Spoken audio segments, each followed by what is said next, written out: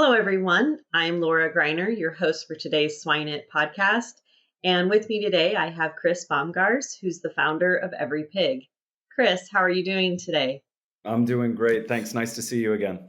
Nice to see you and welcome back to the 𝘖𝗵𝗿𝗶𝘀 podcast. We're excited to have you on today. For our audience who may not be as familiar with you, maybe let's just start with a very simple introduction and background about yourself. Sure. So I grew up in Northwest Iowa in a town called Orange City.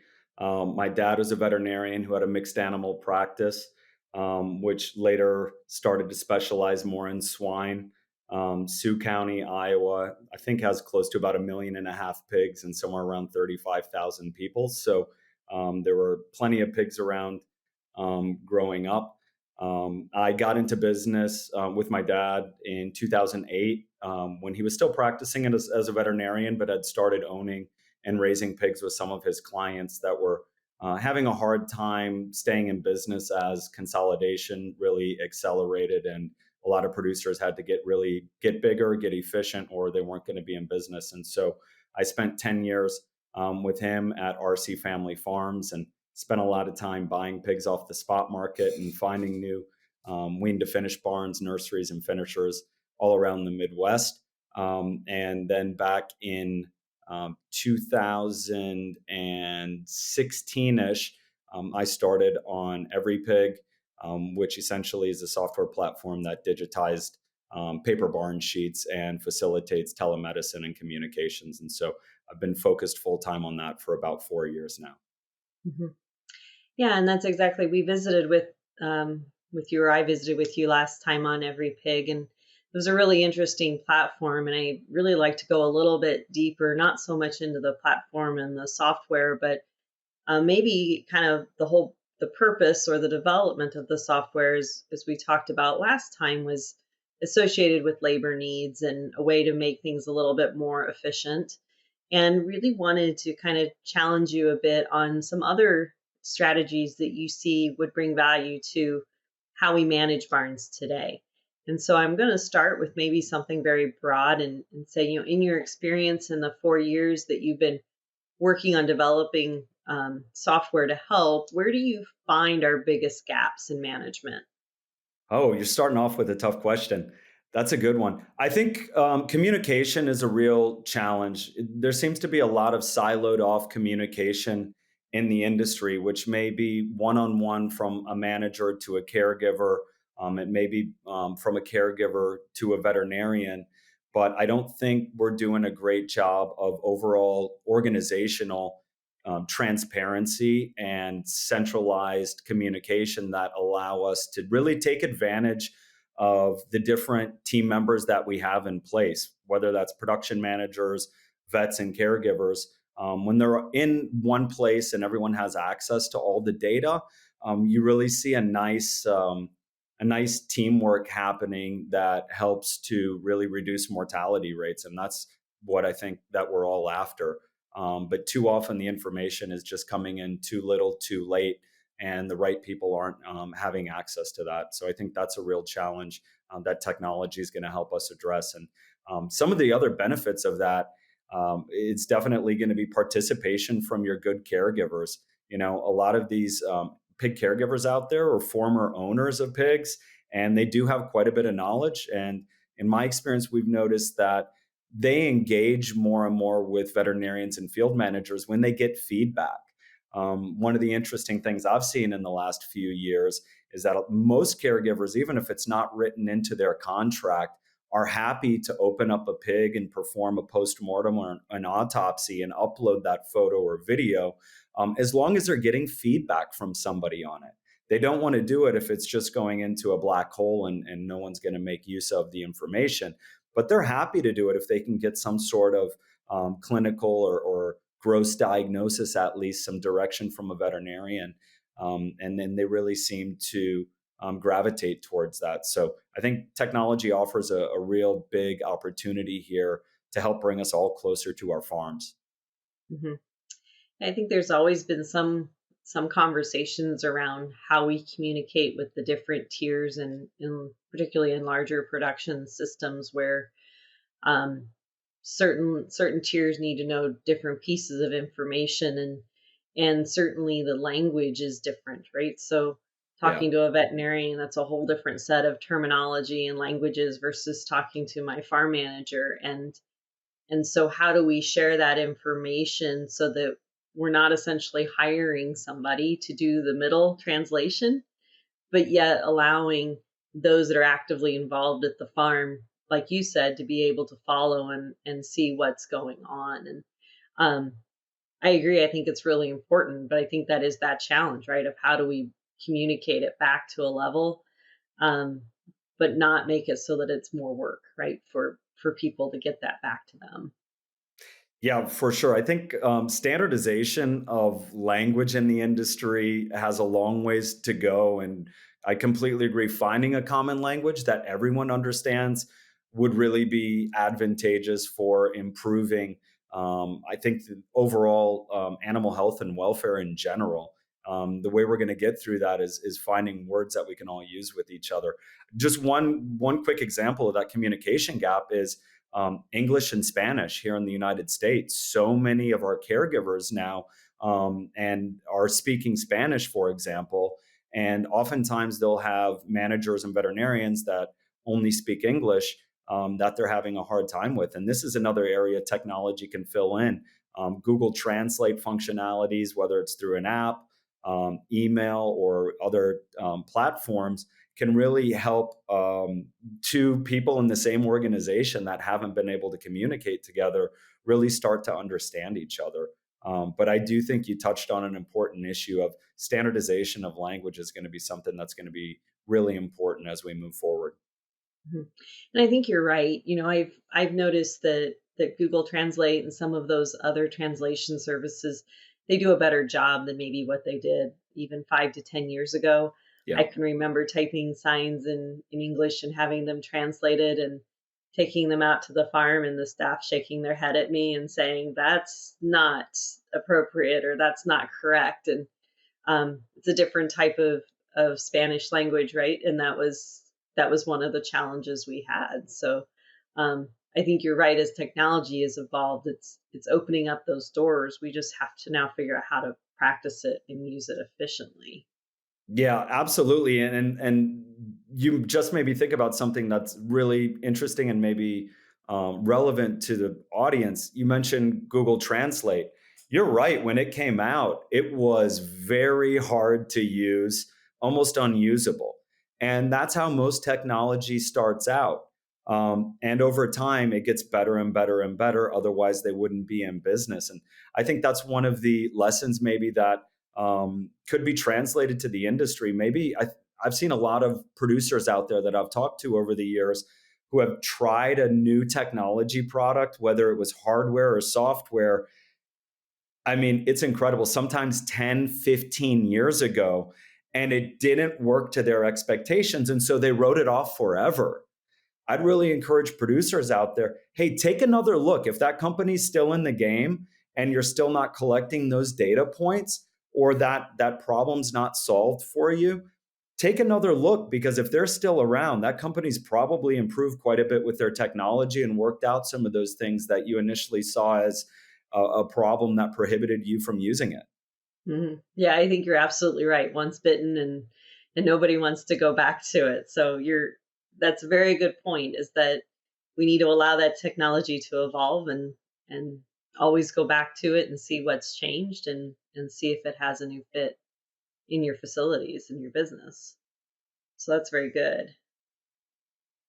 Um, what about, I mean, so we talked a little bit on communication with the staff, but how do we um, handle that from just a true labor standpoint? Okay, I think we continue to discuss labor in the industry, and it's not unique to ag or even swine, but how do we start to really move technology in the ag field? Because if we really look, we are quite behind in terms of progressive technology.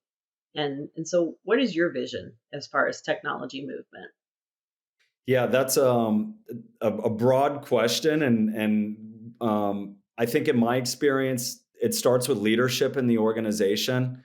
Um, if you're a leader in any of these pork production or management companies, really take a look at yourself and think, am I facilitating and encouraging innovation and positive change in my company? Most caregivers, the vast majority, 90% plus in my experience, have smartphones. And I think a lot of times leadership is underestimating the rest of the organization's technical capabilities. And oftentimes they're using it as an excuse not to change. And I think there are practices out there that we might want to look at, such as is every one of the on-farm visits absolutely necessary?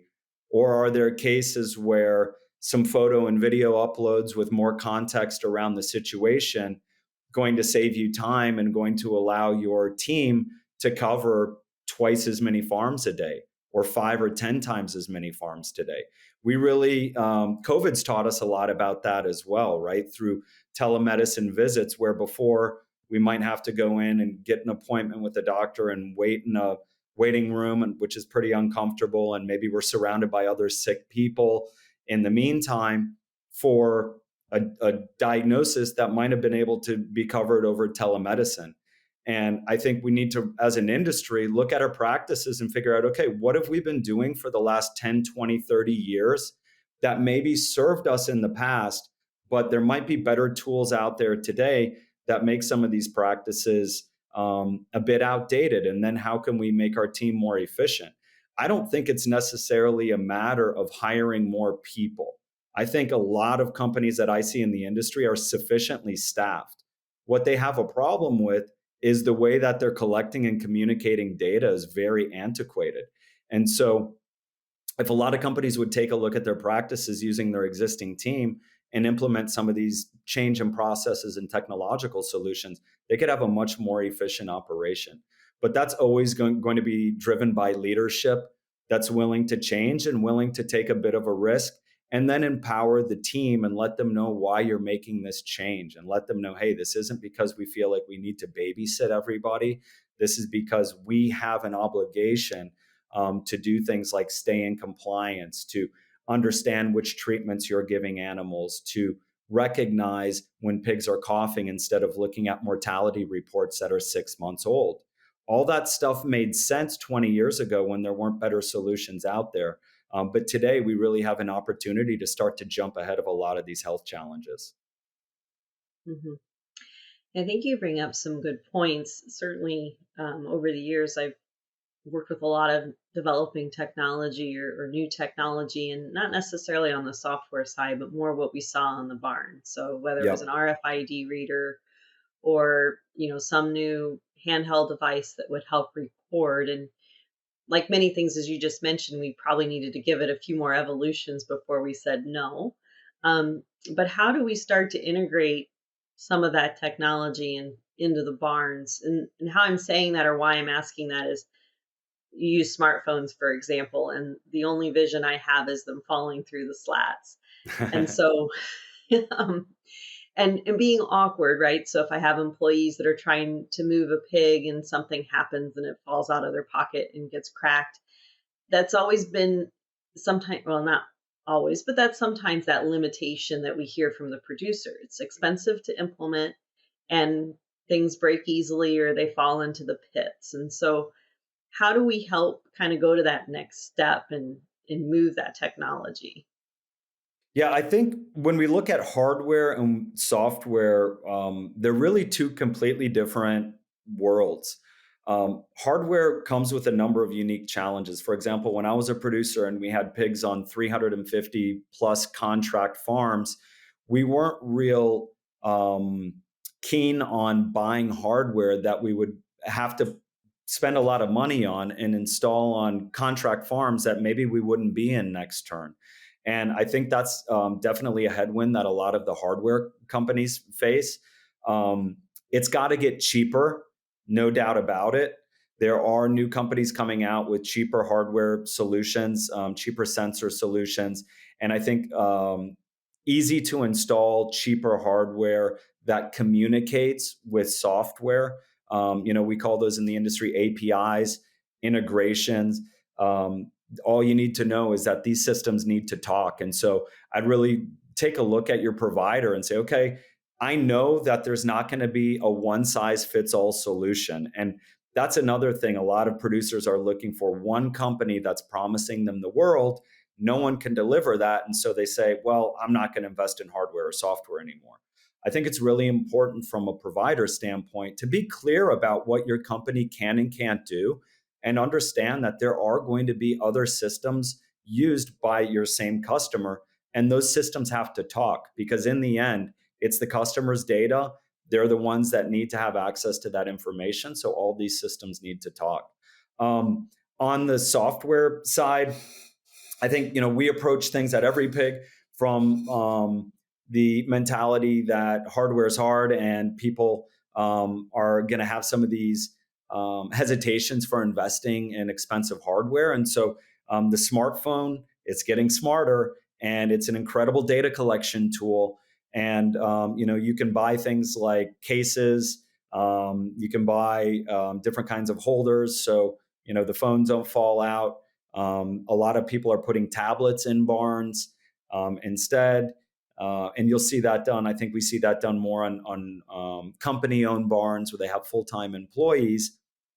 But don't be afraid. Don't let the small speed bumps get in the way of collecting data. When you look at the size of the problems, like wean to finish mortality, if you look at MetaPharm's reports from last quarter, in the United States, wean to finish mortality is getting worse year over year. Well, why is that? Most companies haven't changed their practices. They're doing the same thing over and over again. And they're saying, well, we had PRRS that hit us this year. Well, we had PED that hit us this year.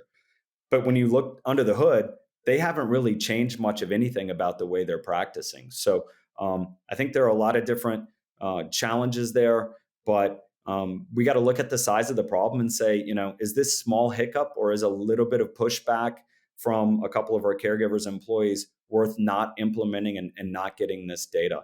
But I'd really like to emphasize the importance of all these systems communicating and talking, and just being honest with the pork producers about what you do, because there's not going to be one system, hardware or software, that does all of it for you.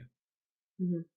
And I think that sometimes the hang up for people to implement any technology, because you're right, they might be looking for the one piece, right? If I just buy it from one company, it takes care of everything. It runs my ventilation. It tells me water usage. I can enter mortalities. And the other piece to that too is data overload. So as you're talking to me here about this and that and software, and all I can be thinking about is, well, there's so much data coming at me. And I know it's important, right? I'm not saying it's not, but how do I start to separate the noise, and how do I determine what technology is going to funnel that vision or funnel that data, rather than giving me more data to try to sort out and try to find the pieces that I want? Because I think that's something, as we've seen everything evolve, there's more and more options with technology, even just in our own personal lives. And so it starts to become daunting. So I think that's my next question to you, is really how do we work to make sure we're identifying technology that helps funnel those data to the key points, so that we can start to interpret it, rather than just giving us more information that's harder to see through the weeds? Good question. I think from a software standpoint, one thing we've learned is that people in our industry don't want to be alerted very often. They already feel like they're being alerted from enough places. And so making systems as customizable as possible is really important. Let customers, let the producers, the veterinarians and field managers determine where their thresholds are at, how they want to be alerted, when they want to be alerted. I think that's a really big thing. And from there, I'm of the opinion, the more context that you're able to provide, the better. Just don't throw it all in people's faces as if all data is equal. Academic veterinarians, for example, have luxuries that practicing veterinarians inside a large pork production company might not have. One of those being time. So if you're a in-house veterinarian for a company raising 1 million pigs a year, Your idea of granularity and your idea of how much time they have to respond to an issue might be very different. And so what they need to see to make those decisions is going to be different. And I think making that as customizable as possible is incredibly important. I think the other thing is we're a long ways from data overload in the industry. I would really push back against people making that argument. I think if you look at bringing up mortality reports again, everyone in the industry is used to looking at closeout reports. That's been out there for 30 years. But as a former producer, I can tell you those closeout reports in today's world are almost useless. You're talking about pigs that died anywhere between 1 and 6 months ago. It's 2022. What we need to do is start jumping ahead. So I challenge people in the industry. How many companies are collecting symptomatic data on their animals? How many companies have access to treatments that were given to pigs today? We really need to move to a point where we're more real time. And I think sticking our heads in the sand and pretending like looking at a mortality report is going to make a difference just isn't the route to go. So I'd really challenge people on that. I don't think we're anywhere close to data overload. I think what we need to do for companies as we continue to collect more data is customize that data, allow them to customize it so they can see what they want. And if they have the time and the interest in diving in and getting more context, really facilitating that for them as well. Mm-hmm. I think you bring up a good point. One thing that I always really enjoyed on the wean to finish side, not so much closeout data, but I would actually look at mortality records, and I would look at them by week, and I would actually overlay multiple turns through those barns and look for patterns and causations. And that to me was really intriguing because I would actually then set my calendar. Well, if I know at week 12, Mycoplasma is going to set this barn, I'd have a notification at week 11, hey, you need to be notifying your employees so that they can start looking and treating. And so that is where I sometimes challenge our software too, is how can we help pull together those trends and identifiers, even from historical data? Because when you really start going out and asking people, they don't always know that information. Some of our caretakers do, but not everybody takes the time to look at it that way. And that alone can be a big influence on what's going on in the barn. So is that something you see in the software, or is that still feel too antiquated and no, we need to be looking elsewhere? Yeah, I think absolutely trends are important. And when you're on the ground looking at the animals every day, sometimes it's hard to get that perspective to see the trends that are happening. But also just as important, or maybe more important, is what you do with that data. What do you do once you identify the trend? Is it a problem with the genetics? Is it a problem with the barn? Do you need to take a look at I don't know, feeder settings? Do you need to take a look at individual pig care at a caregiver level? There are just so many different factors that play in. So I think what we do with that trend information is really important. And you probably saw my eyes light up a little bit when you talked about wean to finish. That's really where my background is at, and bread and butter is in that wean to finish production. I think it seems like we've come a really long ways and been there for a while on the sow unit side and controlling things in and around the sow unit. But wean to finish production is still pretty wild west, in my opinion, for most companies. And again, I'll refer back to that last MetaFarms report I saw on their wean to finish mortality data, which is getting worse year over year. I think a lot of companies have kind of given up, and they're kind of desensitized to seeing some of those same numbers. But there's lots of opportunity on the wean to finish side to really start to recognize these problems quicker. And I would encourage the industry. We're losing billions of dollars a year on wean to finish mortality. And I would challenge them. A lot of that is actually preventable mortality, but you've got to start recognizing things and responding to things much quicker, because these illnesses spread really fast. Mm-hmm. So when you think about just some advice that you might give to management today in terms of how to integrate technology quickly into the barns, and that technology to me sometimes, I apologize, is like sustainability. It's very broad, and Sure. We talk hardware, we talk software, we can talk ventilation equipment, we can talk cameras, or we can talk lots of different things. But if you were to talk to a manager today and we were talking about the next 2 to 3 years, what would be some immediate technologies that you would encourage them to pursue? Anything that's helping improve your company's transparency in production practices regarding animal health and welfare, I think is healthy. And given the history of radical activism in the industry, it's really understandable that companies have been quite averse to this.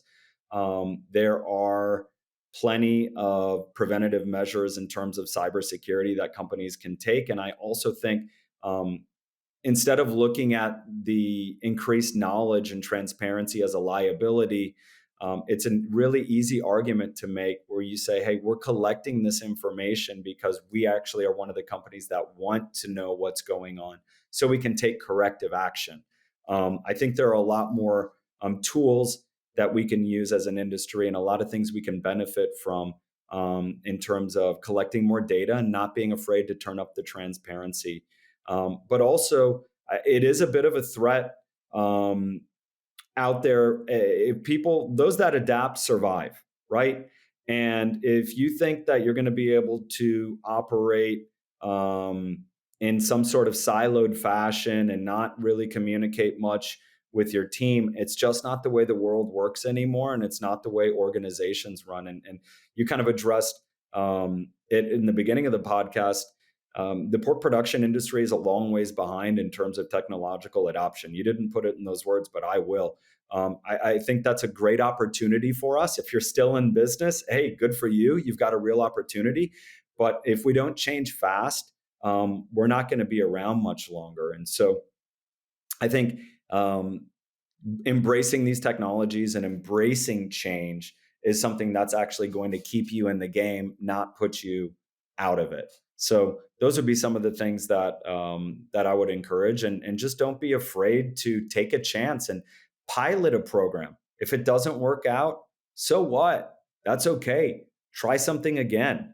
Don't be afraid to look at solutions and then throw them out because they maybe didn't meet expectations and then never try another one. But I think that's going to take a lot of openness from upper management. And I think as you see this generational shift happening, you're going to see more and more companies that are willing to try things more often and not worry so much about failure. I think there are a lot of perfectionists in the industry, and that can really work against us in some ways if we're afraid to try new things. And so we should all be encouraging our team members around us, whether they're employees or your boss, being willing to kind of stick your head out there and neck out a little bit and say, why don't we try this? Because we've got a problem that we'd like to deal with, and we know change is important. Mm-hmm. Yeah, I think that's a big key right there. One of the things I'll challenge you back a little bit on is that it's the difference between the hardware and the software, right? It's easy to try different softwares. It's harder if they all require different hardware from a biosecurity cost perspective, right? Once it's in a barn, it's not leaving. So what would be maybe some easy technology pieces to start with? I mean, you mentioned smartphones, so if we think of just hardware, is that where you see probably the easiest access point for hardware to then jump over to software? Yeah, well, we're big on the smartphones at 𝘵𝘵𝘃, obviously, but I can give you one example about integrations and systems needing to talk. So we recently did an integration with Barn Tools. They're a great team to work with. They also have an open integration philosophy. We have some shared customers, and they've got a really easy to install solution. And their solution is cheaper than historical, a lot of the, I guess, legacy systems that are out there. And so find something that fits kind of your price range. And, a lot of larger companies especially have a little more negotiating power in terms of, asking, could we try a pilot with 5 of these devices? And I think there are quite a few hungry companies out there that would say, yeah. And then it's really important setting up the trials to have expectations laid out clearly in the beginning and definitions of, well, what is a successful trial for both parties? But don't be afraid to do that. And I think the solutions will have to continue to get easier and easier to implement, both on the hardware and software side, because we're busy and no one wants to slow down to learn a new system. So make it as familiar as possible. Absolutely. I think those are great, great points for the audience. Well, as we wrap up our time today, Chris, I think you kind of summarized very well a little bit ago the key points from today's discussion. So I'm going to jump over to those three common questions that we always ask. The first one I'm going to go back to again is, do you have a swine resource that you'd recommend to the group? It's got to be Swine It. I like that answer.